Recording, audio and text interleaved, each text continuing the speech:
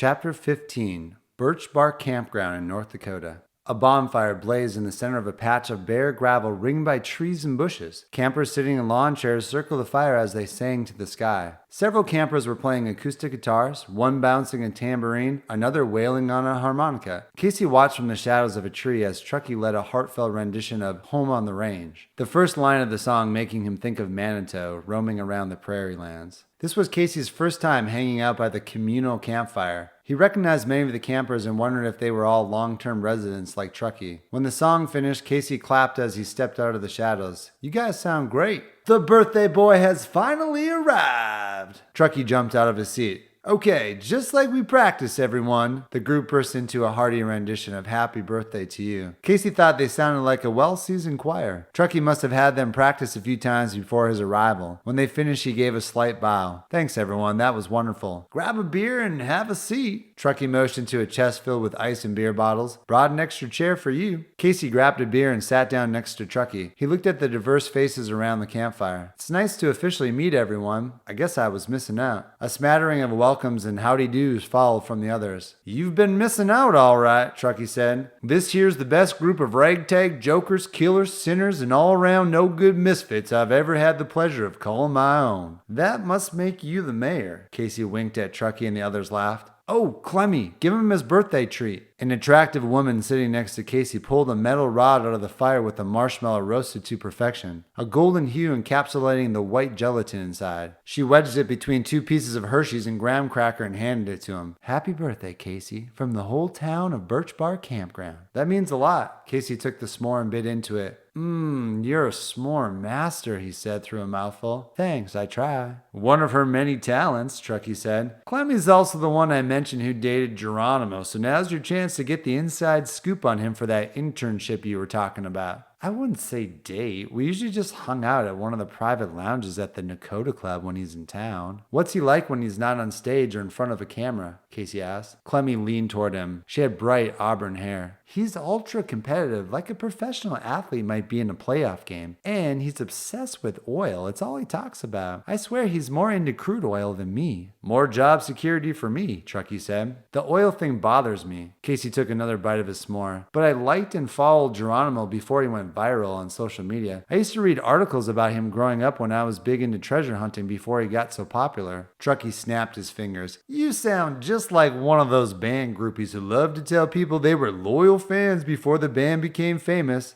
Clemmy laughed. "Whatever, Truckee, I'm just saying." "A piece of advice," Clemmy said. "You should think of him less like a treasure hunter or celebrity and more like a politician always working a room." "Good to know." "Enough chatter already." The guy with the harmonica ran his mouth up and down his instrument. "Let's get some music going again. How about This Land Is Your Land by Old Woody?" "Good choice." Truckee stood up. "You lead the band. I'm going to check in with Casey real quick." Truckee tugged at Casey's sleeve. "Bring your goodies with." Casey stood up with his beer and half-eaten s'more and followed Truckee to the edge of the circle. "Thanks for the birthday song." Truckee gazed at the campers as they sang their Guthrie hearts out. "Good people right there. Bunch of drifters, roughnecks, ex-whatevers, but those labels don't matter to us. Most folks out in society dismiss us, but we built a close-knit community here." "I can see that, Mayor Smoot. Thanks for inviting me in. So what's up?" Casey shoved the rest of the s'more in his mouth and washed it down with a gulp of beer. "Wanted to check in and see how your birthday was. You ride that new roller coaster or stop by Outlaw Hunters?" "No, but I met a girl," Casey grinned, "and got a dinner date for Thursday." "Damn! You go, Tiger. What's her name? Where'd you meet?" "Her name's Piper. I met her at Teddy Roosevelt National Park. She's a summer intern with the Park Service. She looks like a taller version of a young Beyonce." Truckee lifted his hands to the heavens. "The gods are shining down on you on your birthday, so don't screw this up." "I'll try not to." "Let me give you a piece of advice." "Whoa," Casey eyed him. "I heard you talking to Nita last night. I don't think I should take any dating advice from you." "Okay, so here's some double advice for you." Truckee's tone was straight. "First, you should only take advice in life from people who have made and learned from their mistakes. That describes me to a T. I can see the wisdom in that." The comment made him think of his chat earlier with Honda when he said he should have pursued his calling and stayed in his community instead of running away. "What's the second?" "Cranberry juice," Truckee whispered. "What are you talking about?" "Dude, you think yeast is just for bread?" Truckee shook his head. "You gotta watch out with these girls you're dating. They get yeast infections like we get bad breath in the morning. You're so full of. Just be careful." Truckee patted him on the chest. And offer your date some cranberry juice for dinner. Always helps. Thanks for the tip. Casey rolled his eyes. You order any cranberry juice for Nita Frost? Truckee snapped his fingers.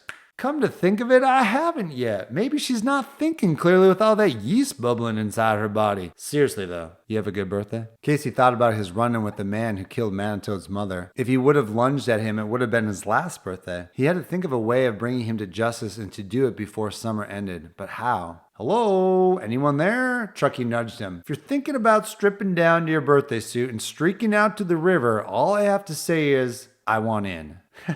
Casey laughed and turned back to the campfire. He didn't usually sing in public, but seeing all the campers serenading the stars made him join in. This land was made for you and me. That's my boy, Truckee shouted. This land was made for you and me. They rejoined the group as the song ended. Everyone cheered and clinked beer bottles. Casey sunk into his chair and tapped his bottleneck with Clemmie's. Thanks again for the s'more. What song's up next?